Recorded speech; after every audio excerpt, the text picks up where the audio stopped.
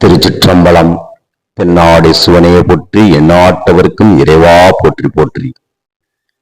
திருப்பூர் மாவட்டம் போயம்பாளையம் கிழக்கே சதாசிவ நகரில் சதாசிவநாதராக எம்பெருமான் திருவுருவ மேனியாக நின்று பக்தர்களுக்கெல்லாம் அருள்பாலிக்கும் ஆலயத்தின் அடியேன் நம்முடைய ஆலயத்திலிருந்து வருடந்தோறும் ஆடி மாதத்தில் இந்தியாவினுடைய கடைகோடியாக இருக்கக்கூடிய தனுசுக்கோடியில் நம்முடைய தோஷங்களை நிவர்த்தி செய்யும் பொருட்டு எண்ணற்ற அன்பு சகோதர சகோதரிகளை அடியன் ஆலயத்திலிருந்து அழைத்து சென்று அப்படி அந்த தனுசுக்கோடியில் இங்கே என்ன நடைபெறுகிறது, எதற்காக இந்த பக்தர்கள் எல்லாம் அமர்ந்திருக்கிறார்கள், அவருக்கு முன்னால் வாழை இலையானது போடப்பட்டு ஒவ்வொரு வாழை இலையிலும் எம்பெருமான் ஈசனுடைய திருவுருவமேனி ஆனது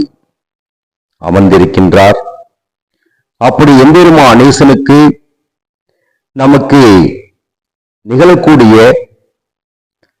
பிரம்மஹத்தி தோஷம், பித்ரு தோஷம், மாங்கல்ய தோஷம், ராகு கேது தோஷம், காலசர்ப தோஷம், வஸ்திர தோஷம், இது போன்ற தோஷத்தின் ரீதியாக நம் வாழ்க்கையில் நமக்கு ஏற்படக்கூடிய தடைகளும் நிம்மதி இன்மையும், எதற்காக வாழ்கின்றோம் என்று மரணத்தோடு போராடி கொண்டிருக்கக்கூடிய வாழ்க்கை, இவற்றையெல்லாம் நிவர்த்தி செய்யக்கூடிய ஒரு சிறந்த இடம்தான் ராம ஈஸ்வரமாகும். தன்னுடைய தகப்பனாருக்காக ராமபிரான் ராமேஸ்வரத்தில் அந்த தோஷ நிவர்த்தியானது செய்யப்பெற்றதாக நம்முடைய சாஸ்திரங்கள் சொல்லக்கூடிய விஷயமாகும். அப்படியே அந்த ராமேஸ்வரத்தில் நம்முடைய ஆலயத்திலிருந்து தனி சிறப்பு என்னவென்றால் 108 சிவலிங்க திருமேனிகளை கொண்டு வரக்கூடிய பக்தர்கள் ஒவ்வொருவருக்கும் ஒவ்வொரு தோஷத்திற்கான அந்த பரிகார பொருளை அவருடைய கைகளில் கொடுக்கப்பட்டு, அப்பனே சதாசிவநாதரே, எங்கள் முன்னோர்கள் செய்திருக்கக்கூடிய எப்படிப்பட்ட கிரக தோஷங்களாக இருந்தாலும் சரி, அல்லது பித்ரு தோஷங்கள், இந்த மாதிரி பிரம்மஹத்தி தோஷங்கள், இந்த தோஷத்திலிருந்து எங்களை விடுதலை செய்ய வேண்டும் தகப்பனே. நீ கொடுக்கக்கூடிய அந்த சோதனைகளையும் கஷ்டங்களையும் துன்பங்களையும் துயரங்களையும் தாங்கக்கூடிய அளவிற்கு எங்களிடம் மன வலிமை இல்லை பகவானே, என் தகப்பனே.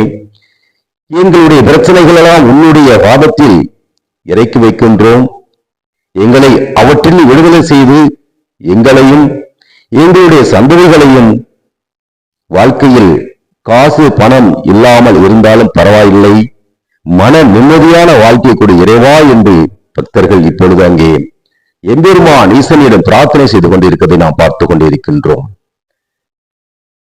இப்படிப்பட்ட இந்த தோஷ நிவர்த்தியினால் வருடந்தோறும் நிகழ்த்தி வாழ்க்கையில் எண்ணற்ற மாற்றங்களை அடைந்த பக்தர்கள் இங்கே ஏராளமான பக்தர்கள் அமர்ந்திருக்கிறார்கள். இவற்றில் தொடர்ந்து 5 வருடமாக வரக்கூடிய பக்தர்கள், 3 வருடமாக வரக்கூடிய பக்தர்கள், வருடத்துக்கு ஒரு முறை நம்முடைய பிரச்சனைக்காக வேண்டி எங்கெங்கே நாம் சென்று கொண்டிருக்கின்றோம். நாம் வீடுகளிலே தேவையில்லாமல் இயந்திரங்களை வாங்கி வைப்பது, பல கைகளெல்லாம் கயிர்களை கட்டிக்கொள்வது, இது மாதிரி சில அறியாமையினால் செய்யக்கூடிய சில செயலை நாம் செய்து கொண்டிருக்கின்றோம்.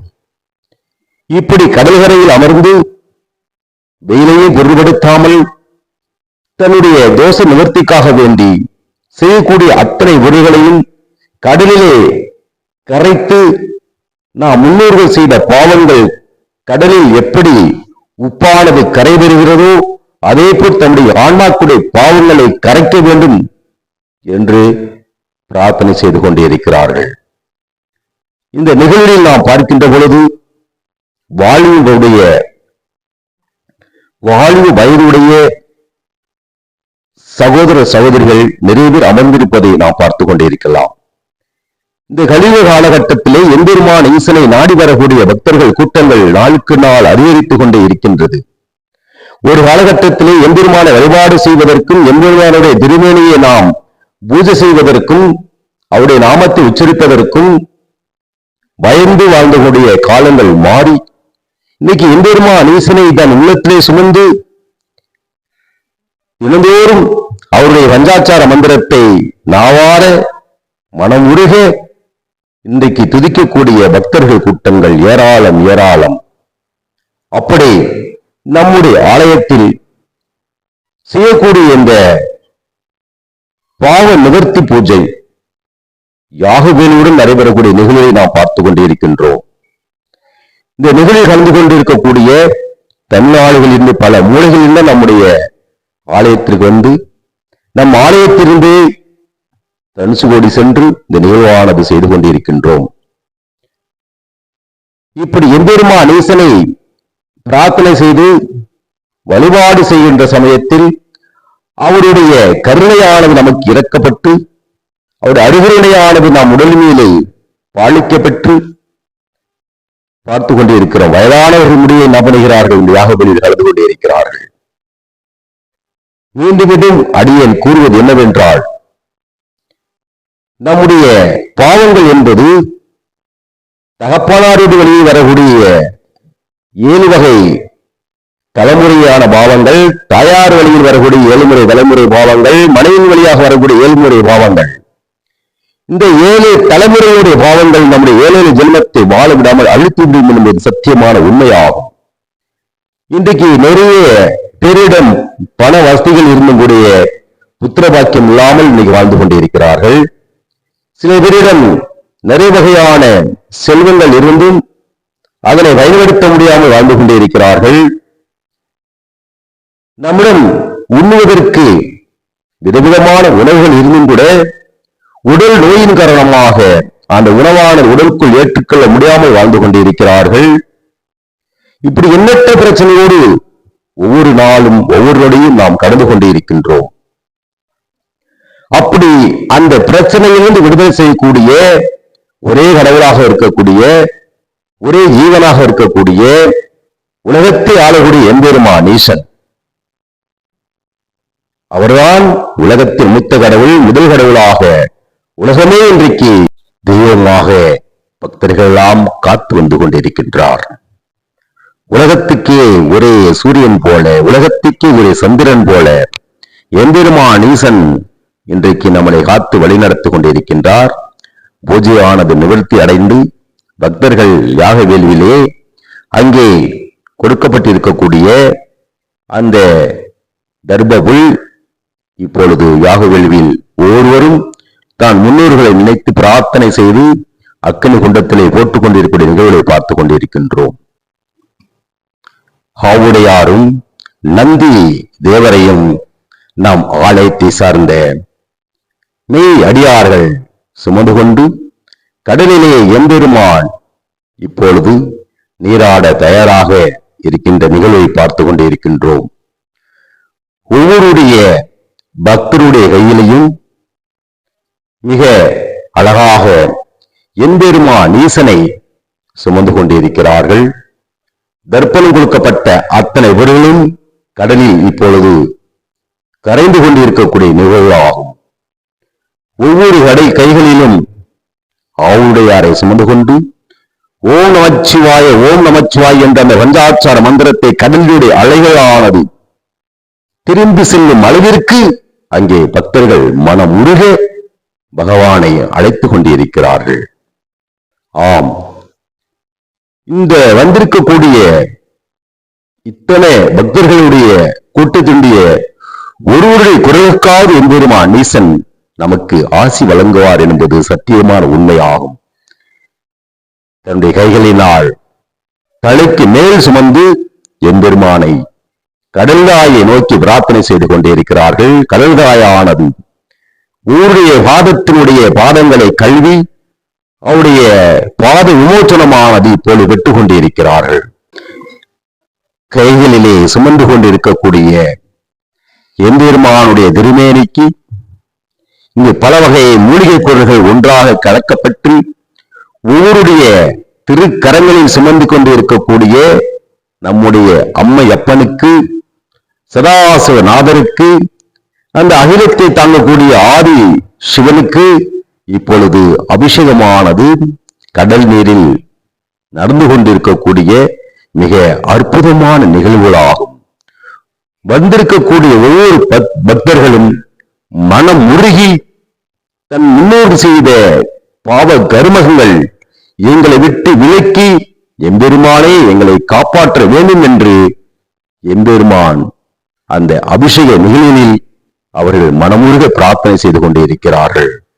பெண் குழந்தைகள் அழகாக பகவானை சுமந்து கொண்டிருக்கும் நிகழ்வுகளை நாம் பார்த்து கொண்டிருக்கின்றோம். இதெல்லாம் பெரும் பாக்கியமாகும்.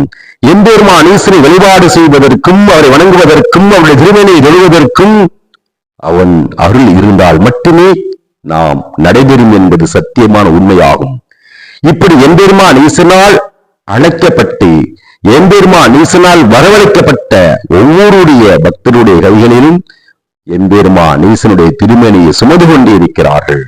இப்பொழுது நந்தி பகவானுக்கும் ஆவுடையாருக்கும் சிறப்பான அபிஷேகமானது மிக பார்ப்பதற்கே மனமுருகி எம்பெருமானை பிரார்த்தனை செய்து கொண்டு இப்பொழுது அபிஷேகமானது நடைபெறக்கூடிய நிகழ்வுகளை பார்த்து கொண்டிருக்கின்றோம். ஈசனுக்காக வாழக்கூடிய, ஈசனுக்கே இதனை அர்ப்பணித்திருக்கக்கூடிய பக்தர்கள் எல்லாம் இப்பொழுது அவருடைய திருகரங்களால் சுமந்து கொண்டு தகப்பனை நாம் சுமப்பதற்கு பேராற்றலும் விரைவனையும் பெற்றிருக்க வேண்டும்.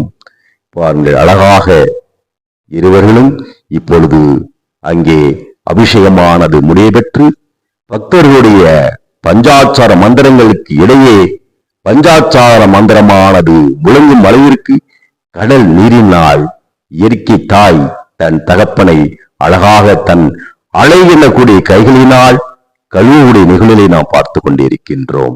நிகழ்வுகளை பார்த்து கொண்டிருக்கக்கூடிய அத்தனை என் சகோதர குடும்பங்களிலும் எம்பெருமான் ஈசனுடைய அருளானது கிடைப்பதற்கு அடியார்கள் நாங்கள் எல்லோரும் பிரார்த்தனை செய்து கொண்டு இப்பொழுது பூஜையானது முழுமையாக நிறைவடைந்து அடியார்களுக்கு இப்பொழுது பூணூலானது அணிவிக்கும் நிகழ்வானது நடைபெறக்கூடிய நிகழ்வாகும்.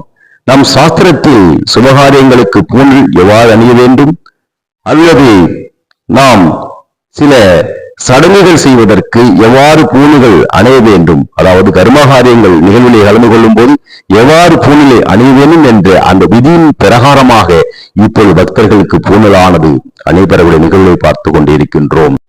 இப்பொழுதானது முழுமையாக நிறைவடைந்து பக்தர்கள் எம்பெருமான் ஈசனுடைய அருளை முழுமையாக கிடைக்கப்பெற்று பாபகாரியங்களை அனைத்தையும் கடலிலே கரைக்கப்பட்டு கடைசியாக எம்பெருமான் ஈசனை இங்கே பிரார்த்தனை செய்து கொண்டிருக்கிறார்கள்.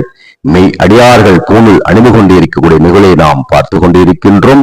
ஒவ்வொருடைய ஆத்மாக்களில் எம்பெருமான் ஈசல் அருளானை கிடைக்கப்பெற்று எல்லோரும் எல்லா வளமும் எல்லா நலம் பெற்று வாழ்வதற்கு சதாசிவநாதர் நமோ நமச்சிவாய நம.